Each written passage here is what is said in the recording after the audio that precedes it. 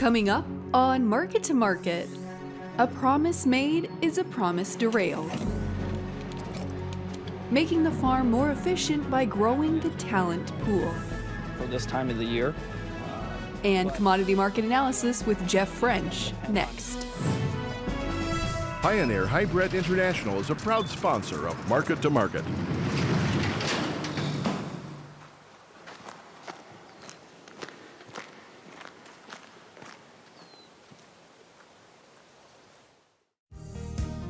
Tomorrow. For over 100 years, we've worked to help our customers be ready for tomorrow. Trust in tomorrow. Information is available from a Grinnell Mutual agent today. Sukkot Manufacturing Company, providing equipment and buildings to store and condition grain to help farmers adjust to market swings. We build drying, moving, and storage equipment designed to preserve the quality of their crops. Sukkot Manufacturing, store now, profit later. AccuSteel, offering fabric-covered buildings specifically designed for the cattle industry since 2001. The next generation of cattle buildings. Information at AccuSteel.com. This is the Friday, December 20 edition of Market to Market, the weekly journal of rural America. Hello, I'm Delaney Howell. Less than 24 hours after impeaching the President of the United States, the U.S. House passed the USMCA Trade Pact.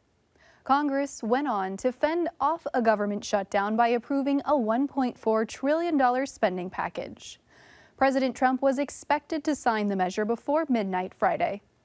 Among all the noise and commotion in Washington, the EPA released its decision on the RFS, and a good share of rural America had plenty to say about it. Paul Yeager has more. A delayed reveal by the EPA did little to change the outcome of the renewable fuel standard. Farm state lawmakers and trade groups expressed a myriad of emotions at the decision. Well, we're very disappointed, frustrated, and quite frankly, a lot of the people I talked to are a little bit angry. We had a chance to restore the integrity of the renewable fuel standard in a way that would provide certainty for farmers and for the markets, that would have boosted those markets when farmers desperately need it. And instead, President Trump turned his back on certainty for farmers and instead approved an alternative plan by EPA, which allows them to still have discretion over the program and whether or not it will ever live up to what it's supposed to. Major corn-producing states help supply the 40% of the product needed for ethanol production. However, the EPA issued 85 retroactive exemptions in just the last 3 years, which cut demand for ethanol by about 4 billion gallons, according to the Renewable Fuels Association. Farm state lawmakers hope the EPA would end the exemptions they'd been giving to refiners. I think we've got the White House on the record, the President on the record, committing to 15 billion gallons of ethanol. And now I guess it comes to the point where we say, prove it to us. Prove it to us. We would have liked to have seen this rule gone another way, but there is an opportunity now over the next year and years into the future to prove to us that EPA can deliver on that commitment to deliver 15 billion gallons. Many of Iowa's elected officials have long been holding the president to a promise made in the Oval Office this fall. I expect to be carried out what we agreed to in the Oval Office on September the 12th. Missing from the rule is language adding ethanol gallons into the nation's gasoline supply based on exemptions granted in the past 3 years. The EPA will instead base oil refinery exemptions on Energy Department recommendations. But in the past, the Department of Energy estimates have been half of what the EPA has actually granted. So those two things don't match up very well. And that gives us very little confidence that EPA will be able to follow through and actually fully account for the small refinery exemptions.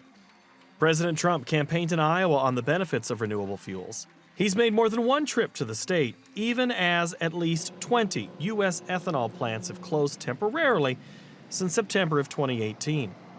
Absolutely is the White House. The president clearly is the boss. But we do think there was something lost in translation between an agreement that was made, again, with our governor, with our senators in the White House, and how it played out in terms of a rulemaking at EPA.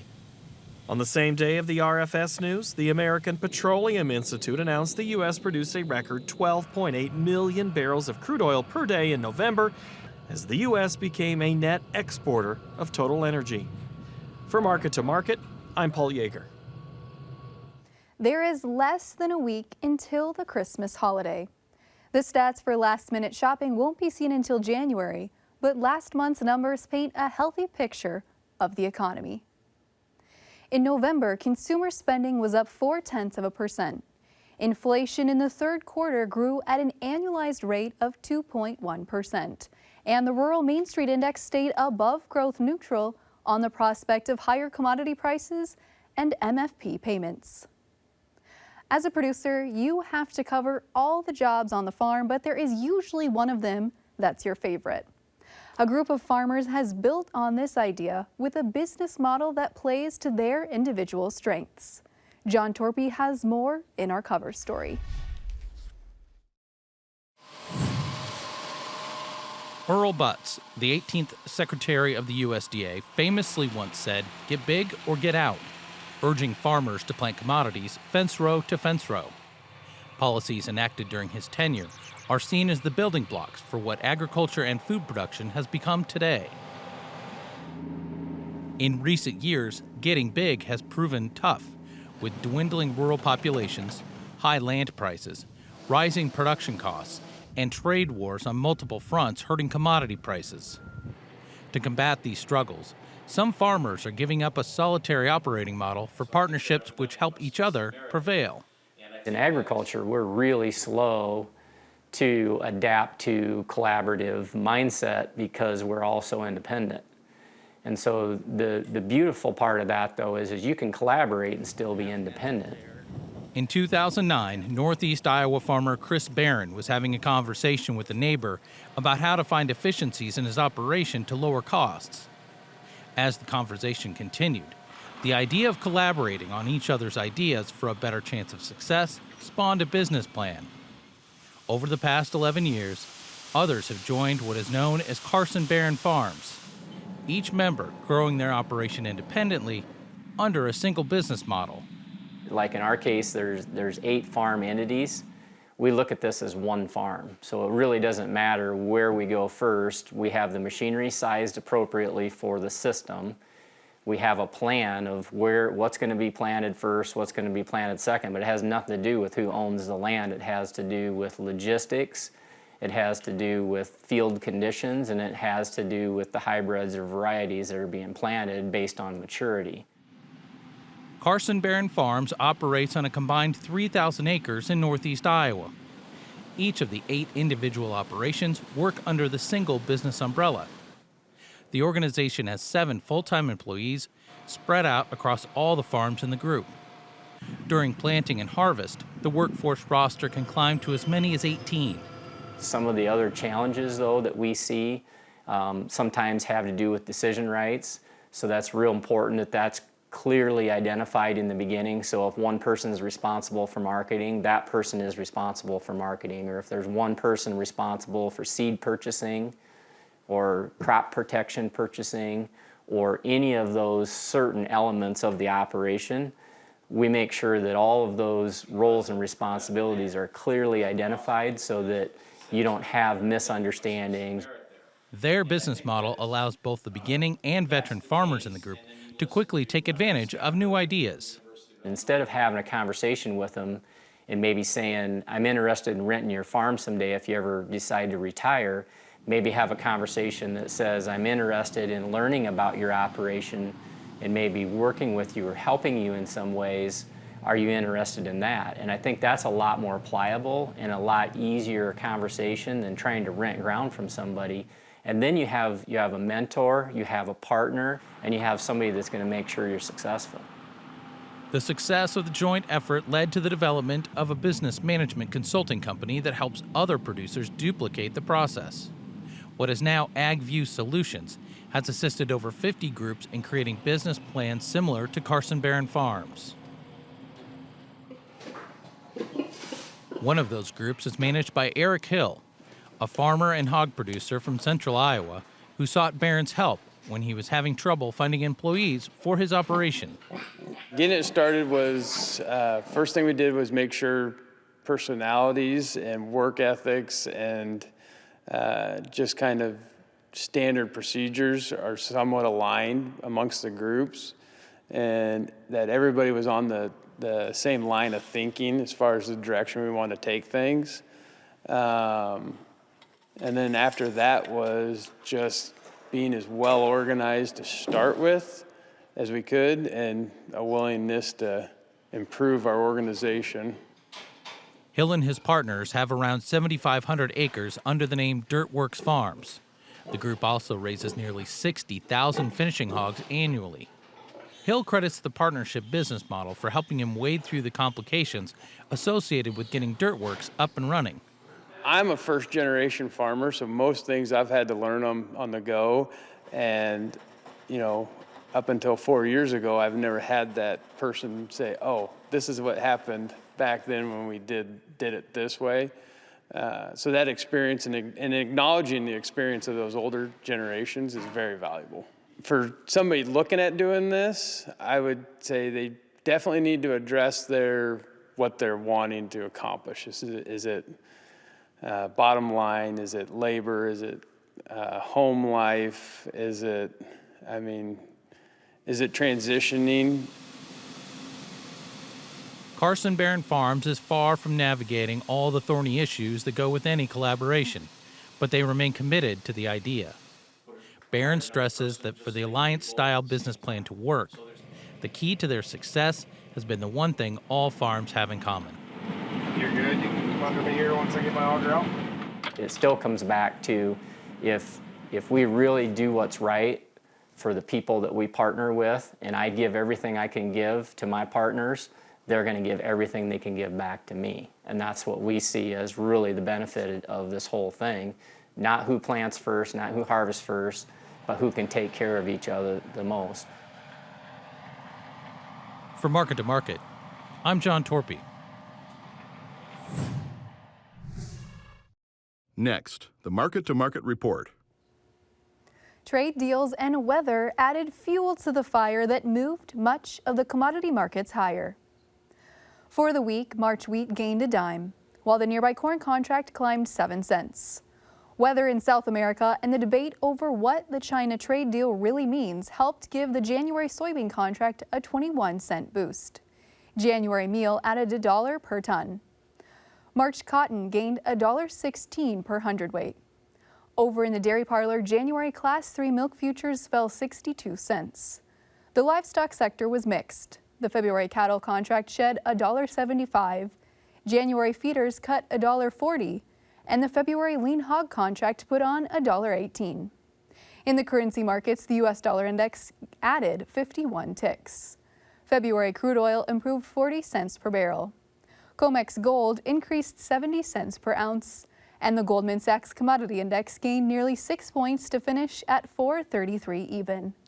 Joining us now to offer insight on these and other trends is market analyst Jeff French. Jeff, welcome back to the table. Great to be here. Thanks for having me. Jeff, we are ahead of a Christmas week, which is always a shortened and lightened trade week. But ahead of that week, Jeff, how much upside potential do we have in the Chicago wheat contract? Well, it might be limited here. I mean, we hit a 5-month high here on Tuesday. There was some talk that China may be sniffing around for some U.S. wheat. The Chicago wheat contract, there is definitely some cash tightness. We've had a good run here off the lows, September lows. To this week's high was about a 92 cent rally.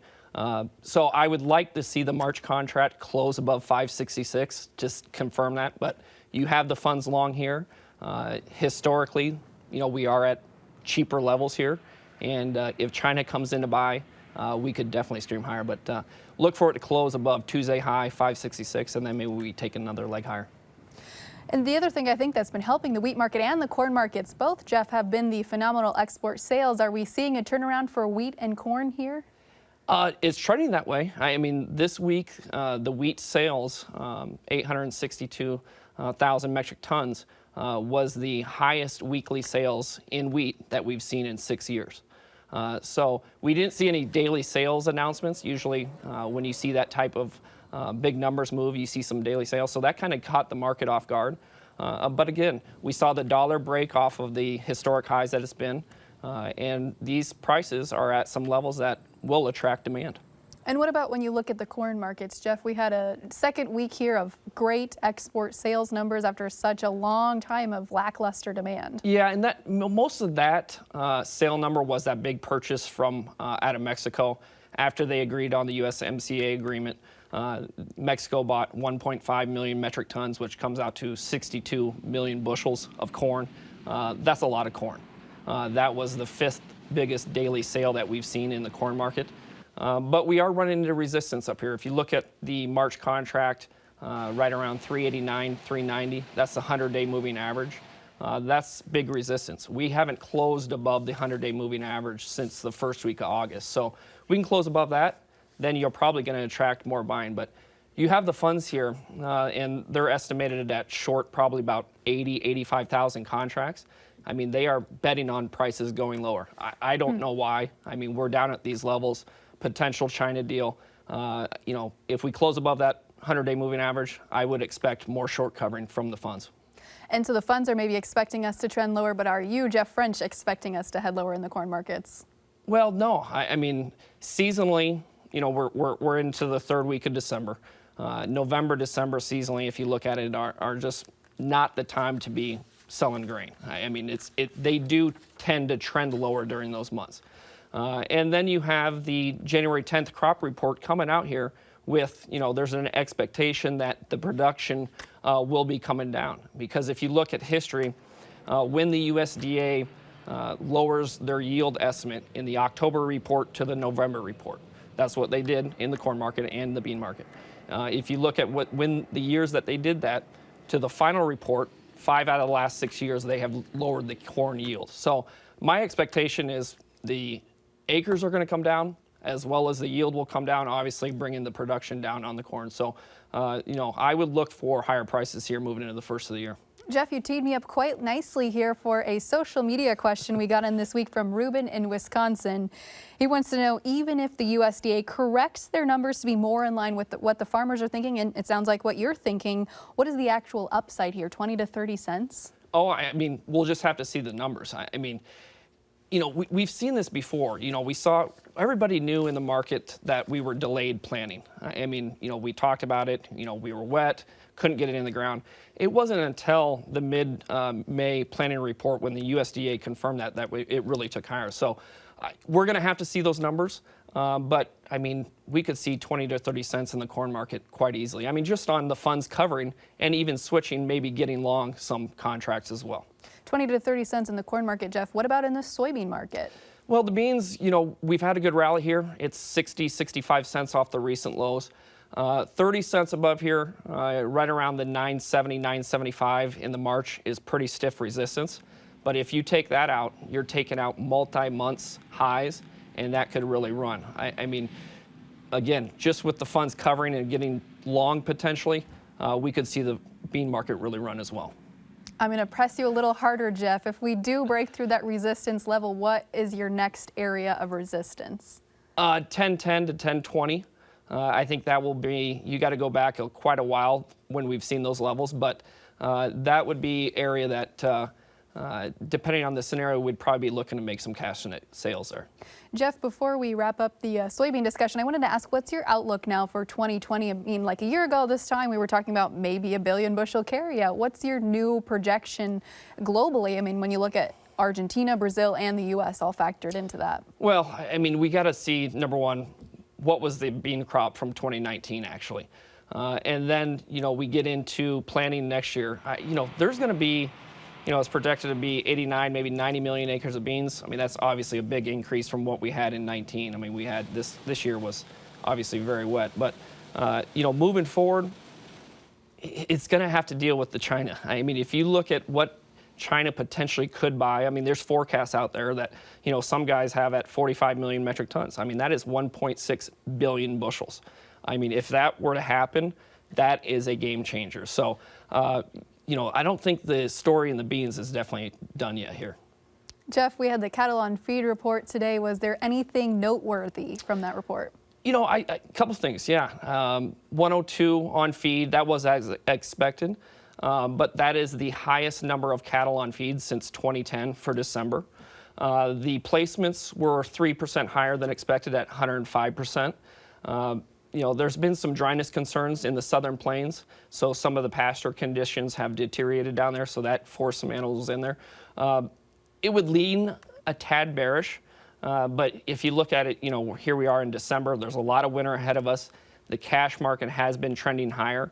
But I look at that April contract in the 127, 128 area. I think that's a great hedging opportunity. There is going to be a lot of cattle that come out in that April timeframe. So if you have cattle coming out there, 125 put for $2.50 a hundred, $3 a hundred, that's great risk management. And when you look at the February, April, those deferred contracts in the live cattle markets, we're not seeing cash at those levels yet. Will cash catch up to the deferred contracts? We're going to see. I mean, they are running at a wide basis, $5 to $7 over cash. Typically, that would be a bear scenario for futures. But the expectation, January, February, we're going to have to pull some cattle ahead. I mean, we're going to be tight during those months. And then you have, obviously the winter. If there's hard winter conditions, cash is going to rally. So I would look for, if we can get 125 to 126 cash this winter, that would be very good. What about the scenario in the lean hog markets? The February is at a $9 premium to cash right now. Yeah, the cash market in the hogs have just been an anchor on the futures here. And when you have wide discounts or wide premiums, futures over cash, it's hard to rally the futures when that happens. And we are killing a massive amount of hogs, 2.3 to 2.4 million per week here. That's no surprise. We knew we were going to be dealing with record numbers during the fourth quarter. We get the hog and pig report next week. The expectation is 105% for hogs over 180 pounds. So we have some animals to work through here that could last here for the next couple of months. But again, if China comes in, we have a lot of pork for them, and we know they need the pork. China is really just still the wild card, even with this phase one trade agreement, it seems. Well, yeah, I mean, it's on paper. That's a good sign. President Trump and Premier Xi, they talked today. It was a good talk. That's a good sign. But it is not, they haven't signed it yet, so things can happen. I'm optimistic, but, it's going to be exciting times here for the next couple of months, hopefully. Well, Jeff, that's a great segue here for our last question. Came to us from Glenn in Bryan, Ohio. Ahead of the holiday spirits here, we've got a question. What's the best Christmas gift farmers can expect to receive for the 2020 marketing year as it relates to commodities in general? Santa knows that 2019 was both bad and good, so let's hear something good for goodness sakes. Well, I would think the Chinese trade deal would be extremely historic. 1.4 billion people over there. They need the commodities. Hopefully they can get that tied down and get it signed and executed, implemented, and hopefully they come with big purchases because that has the potential to be an absolute game changer. Jeff, I want to ask too, a lot of analysts out there are saying maybe $40 billion in agricultural products is too much for China to be able to buy over the next 2 years. Do you agree with that sentiment, or do you think it's possible to export that much product? Oh, I think it is possible. I mean, they need it. They can obviously get it from other places, but we are a very good customer to China, and my expectation is they want to make us happy. I mean, if they're not going to buy the commodities, they're going to get tariffed. So you might as well buy the commodity and, pass up the tariff. That's the way I look at it, and hopefully it comes, that happens. And are we going to see them buying ag commodities at the price they want to see, or what U.S. farmers want to see? Well, I mean, they're excellent at trading. I mean, they're going to be probably playing the games that they've always played. But when you have that type of demand scenario, prices could move substantially higher. All right, Jeff. Well, it's going to be an exciting 2020 year, it sounds like. Yeah, I think it will be. Well, Jeff, thank you so much for joining us. We hope you have a very Merry Christmas and Happy Holidays. Same to you. Thank you very much. That wraps up the broadcast portion of Market to Market, but we will keep this conversation going on Market Plus, where we'll answer more of your questions. You can find it on our website at markettomarket.org. Facebook allows you to keep track of your favorite interests, including those in rural America. You can find our new links and photos under our new name, Market to Market Show. Join us next week when we'll explore how a hemp green rush could make or break prospective farmers. So until then, thanks for watching and have a great week.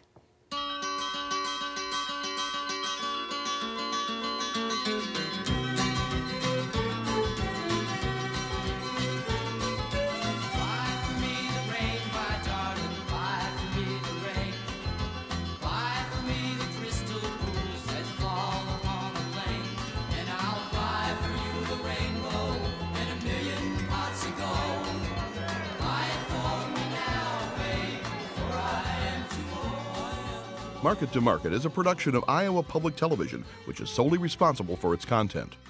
Pioneer Hybrid International is a proud sponsor of Market to Market.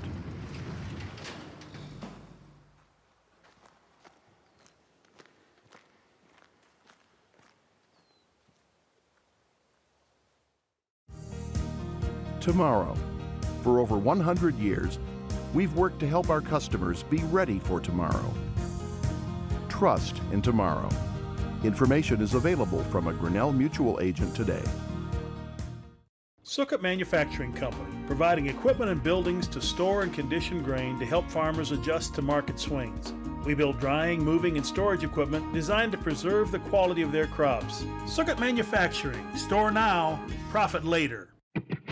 AccuSteel, offering fabric-covered buildings specifically designed for the cattle industry since 2001. The next generation of cattle buildings. Information at accusteel.com.